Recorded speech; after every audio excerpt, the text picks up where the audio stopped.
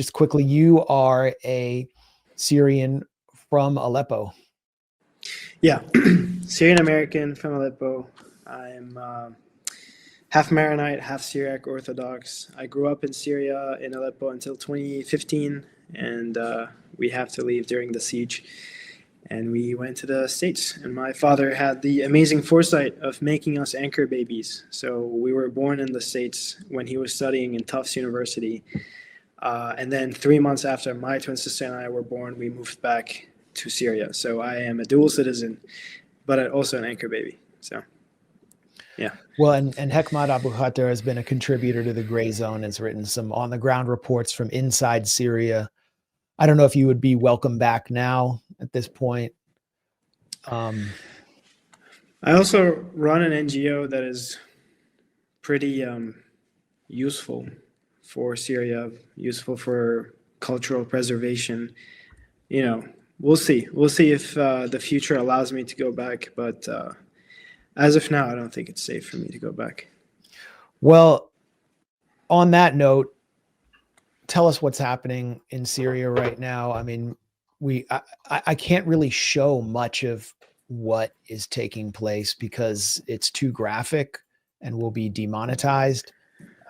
But I mean, here's one video I can show, which is taking place today, which is the forces of Hayat Tahrir al-Sham rebranded Al-Qaeda, which is now in charge of the government through Mohammed Jolani, whose real name is Ahmed al-Shara, the president, indiscriminately dropping explosives on Alawite areas on the coast. And this is, you know, from the air, but from the ground, there are just giant massacres unfolding right now.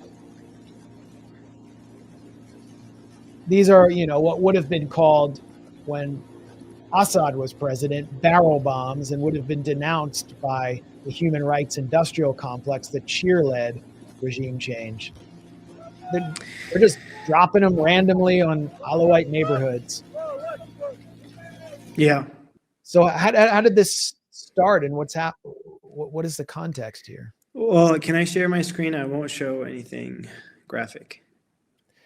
Just drop it in the chat, whatever you want to.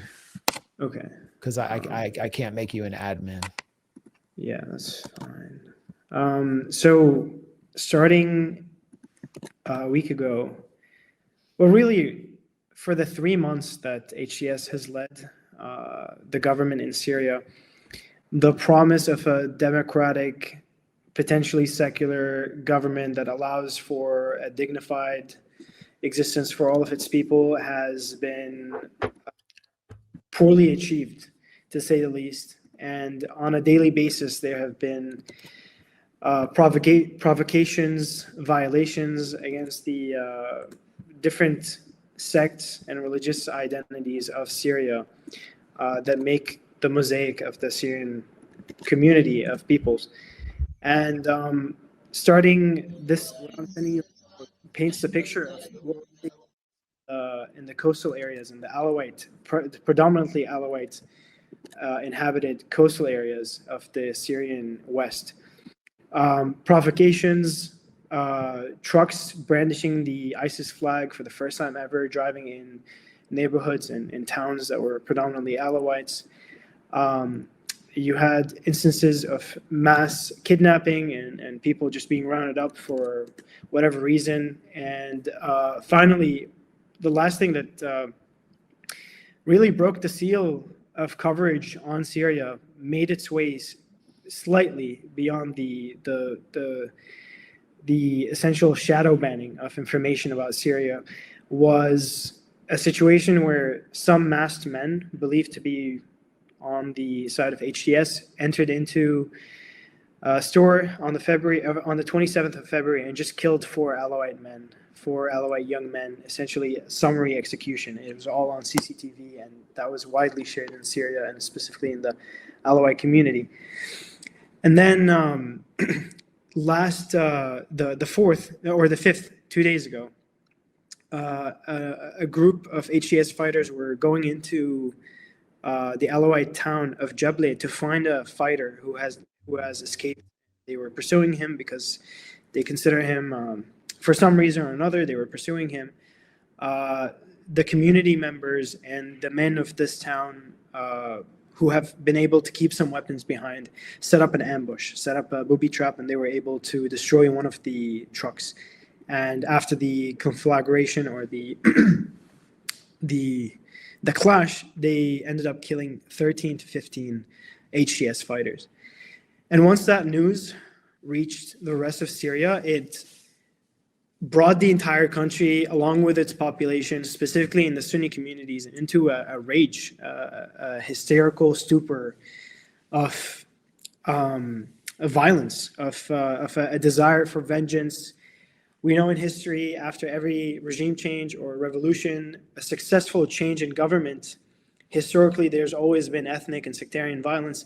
That was for the large part prohibited from taking place because of the outsized Western interests and the Western media highlighting what is taking place in Syria. Now, after this latest escalation, there was essentially a call for jihad happening from minarets in a lot of towns in Aleppo, in Homs, in Hama, but also just a desire for vengeance, a desire for street justice against any Alawite and any Alawite community in the Western Coast. And we're talking here about a community of 3 to 4 million people. So yeah, that's the situation. You had a very difficult one where is bound to explode because you have an Alawite community, 3 to 4 million. They've been asked to disarm en masse, and they were given promises by the HTS-led government that even if they disarm, their communities will be protected. That obviously turned out to be false. That promise, even if it was sincere from the HTS government, was not taken to fruition. Daily provocations, daily instances shared on social media of Alawites being kidnapped, their property being seized, some of their members just being summarily executed. That is happening with other minorities like the Christians and the Druze and the Kurds, but it's largely happening with the Alawites because of a long 14-year campaign by Western media tying them to the crimes of the Assad family and convincing anyone in Syria that Alawites means Assadist, even though they're 4 million and the overwhelming majority of them are just low-class peasantry. You know, they're some of the lowest rungs of Syrian society. And yeah, the Syrian population has been convinced that they're the devil, essentially. So these provocations led to this escalation eventually, and that is these pogroms are now what we're seeing in the Syrian coast. I can show. Well, I'll show you my response to Representative Joe Wilson. I think let's get the U.S. take on this and my response. This is Representative Joe Wilson, de facto endorsing the slaughter that's taking place. The butcher Assad is attempting to restore power in Syria. Assad is hiding in Moscow and has Russian support. Iran has called on people to revolt. Russia and Iran are working together to destabilize Syria. We need Russia and Iran out of Syria completely. There's no evidence that this is being directed by Iran. That Alawites taking up arms is being directed by Iran, or that Russia has any role here. Russia still has bases in Syria and has been seeking a deal with the Syrian government of Ahmed al-Sharaa, and it hasn't done anything to stop this. And he's blaming these foreign forces in order to justify what we see here.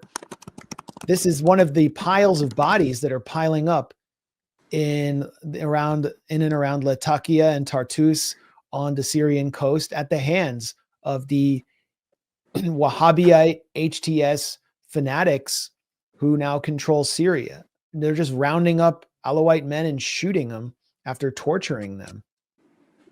Yeah. Joe Wilson also very mistaken when it comes to Russia. The one Russian jet took off from Hmeimim base on the coast, but that was to protect the territory of the actual base itself because some Turkish-made Shaheen drones were coming near, so it was purely self-preservation. They did not act against HTS in any way. And today, some Alawite-led protests were on the doors, on the gates of Hmeimim base, asking for help, asking for protection from Russia, and still no response. So yeah, Joe Wilson's just pulling stuff out of his back as he usually does. And here is someone that will be familiar to you and to many of our viewers, Celine Qassem, referring to what's taking to the slaughter taking place. Accountability is not sectarianism. We're seeing a lot of this, aren't we? A lot of celebration of what's taking place. Yeah, it's atrocious. Really, it's outrageous, and finally, it's also insane that they think that they can keep the mosaic of Syria and control over the population after they have spoken in such vile terms on the rest of their compatriots in the country.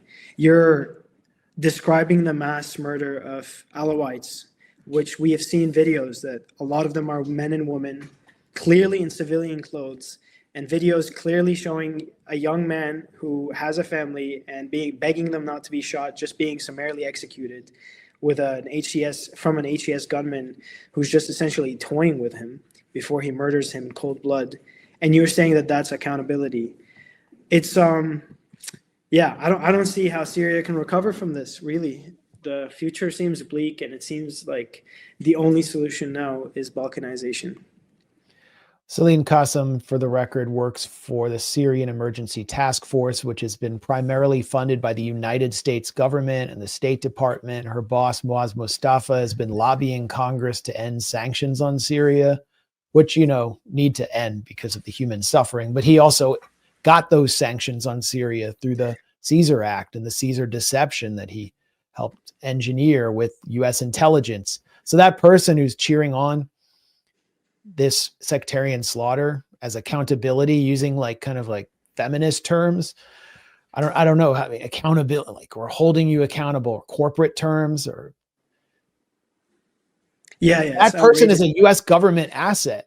Every time anyone calls her out, she immediately resorts to a feminist argument from a third wave bullshit argument from Columbia University, accusing everyone of leering at her and being interested in her physical appearance rather than just making a political argument against your shitty one.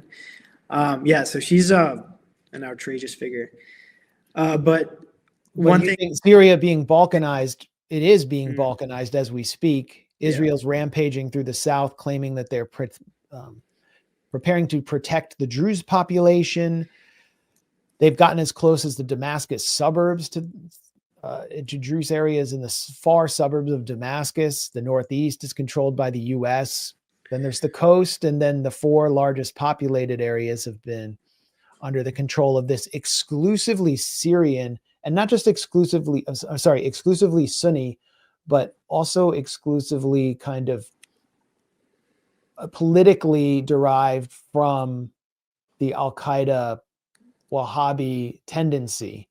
There's almost nothing outside it in al-Shara's government, and they control that area, which is under sanctions, and people are desperate and being manipulated into this sectarian war. Yeah, well, I have great news. 2 days ago, right before the mass program started taking place, it was announced that the UK has become the latest organization, entity, or country from the West that has removed and rolled back sanctions on Syria. They rolled back sanctions on the Syrian Central Bank, Agricultural Cooperative Bank, all of the major oil companies in Syria. So, I'm happy it happened. I've been an activist and an advocate for sanctions removal and sanctions easing because we recognize and we have reported on the ground for the Grayzone the impact that sanctions have on civilian populations primarily. But you can't help but recognize the outrageous hypocrisy of just doing it now when we are seeing clear violations against minorities, against different ethnic and sectarian sects of the Syrian society on a daily basis. And it seems like, it clarifies how political this entire game was for them. Yeah. the problem with sanctions was that Congress had just approved them when Jolani took power in Damascus. Like, whoops, too late to roll them back. But I think there's more to it.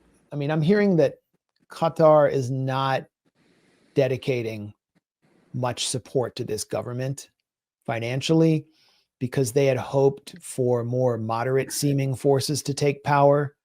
The UK had been nurturing all of these frauds like Riyadh Hijab being managed by Jonathan Powell and these other characters close to Tony Blair at think tanks in London to take over.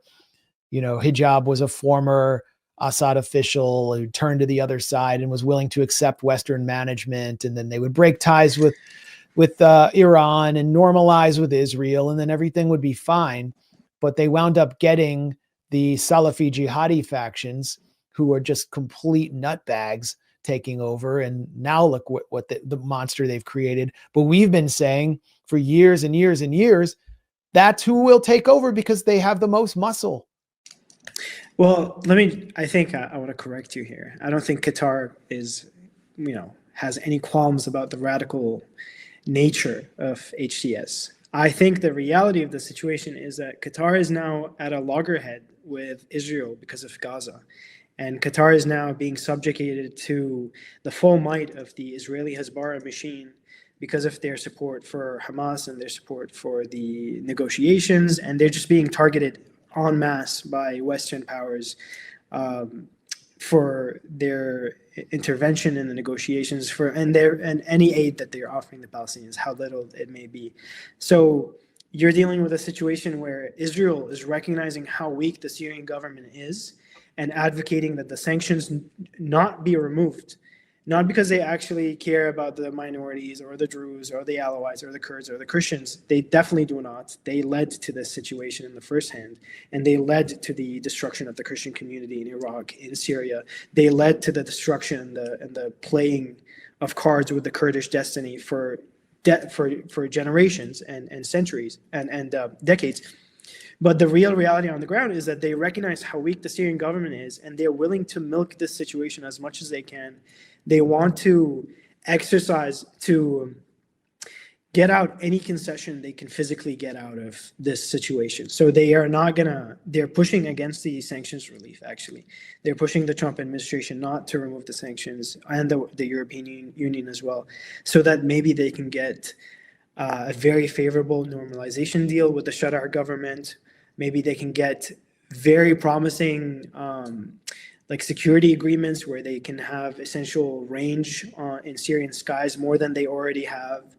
And so the situation is not that Qatar is scaling back, is that Qatar is very wary of also falling afoul of the major sanctions campaign that has targeted Syria. So I think they're just playing it safe. And what about Turkey? They seem to be backing this internal invasion in Syria. I mean, you have the Syrian National Army, which is run by Turkey. There's one of their commanders marshaling his troops to finish off the remnants of the past regime in their entirety. Yeah, it's actually funny. Very few people recognize. Yeah, okay. Right. Yeah, he's just actually the language is just perfect. I just always have to remind, and we texted about this here in IMAX. We remember what happened with Gaddafi, just because he said in a televised speech, rats. He called his people, the opposition, rats. Al Jazeera falsely translates the transcript and accuses him of calling everyone cockroaches, when in fact he didn't say the word cockroaches. They link it to the Rwanda genocide, where the Hutus called the Tutsis cockroaches, and they justify a right to protect operation. And then, as you know, they also add flavor to the accusations by smearing Gaddafi and adding accusations that he provided his fighters with Viagra. That came from Al Jazeera as well. They spun out that lie as well. I didn't know that. So yeah. Al Jazeera, Qatar being Qatar. But just to remember the precedent that was established for a right to protect operation that led to NATO invading the country, destroying the army, and leading eventually to the assassination of Gaddafi and his death in a very horrific way. Now we're seeing, like Abu Amsha just now was saying, like, we're going to clean up the area. We're going to do tathir, which is essentially cleansing. Every tweet or every video that you see from these fighters who are on their way to the West, they're consistently calling Alawites pigs and rats, and consistently saying that we're going to do cleansing. Literally the word in Arabic, tathir, which is purification or cleansing. I believe in Hebrew, the word that, you know, the Israeli army uses is tahir, for cleanse, to cleanse an It's the area same in thing. Gaza. Tahir means that you're pure in Arabic, so it's definitely the same roots. So it's we've crossed the line. If we were any other country, we would have seen cruise missiles just raining over Damascus, and amazing British, French, and Italian NATO troops showing up on the coast of Syria and erecting barricades between the Alawite tribes and the Alawite neighborhoods, and the hordes that are to this moment just converging on them. And according to DC Beltway lanyard land, Alawites want to get slaughtered.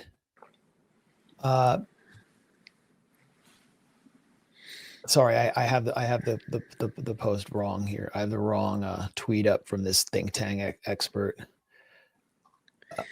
But I'll pull it up in a second. Yeah, I know the post you're talking about.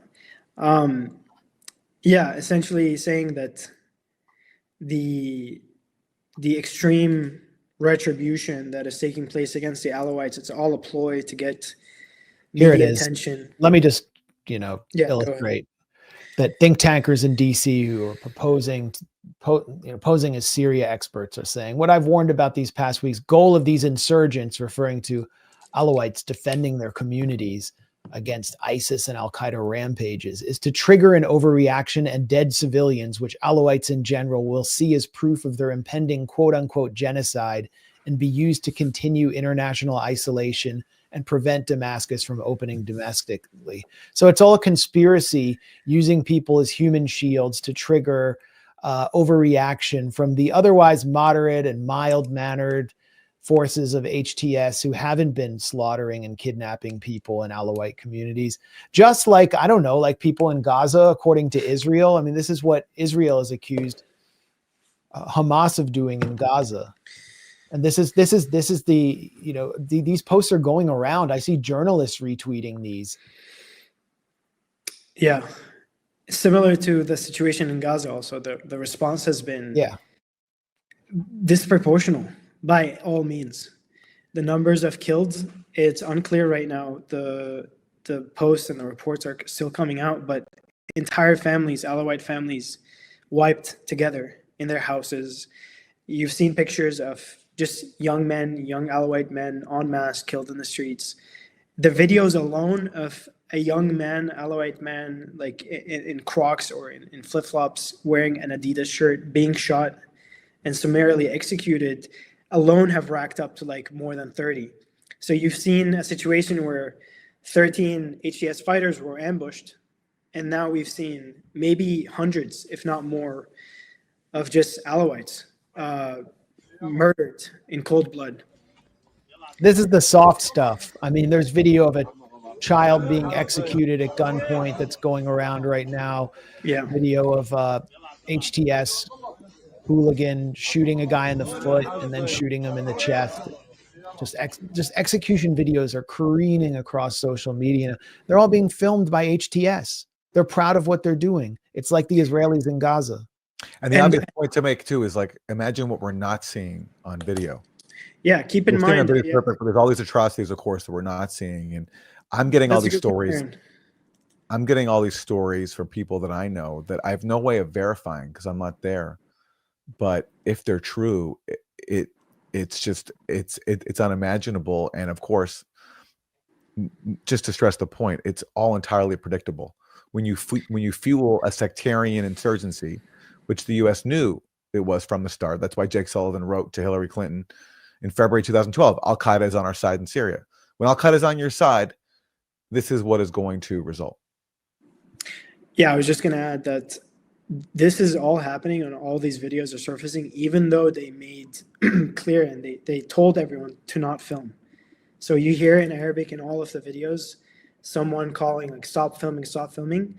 So we're seeing this even with some intended and some mandated orders commanding people not to film.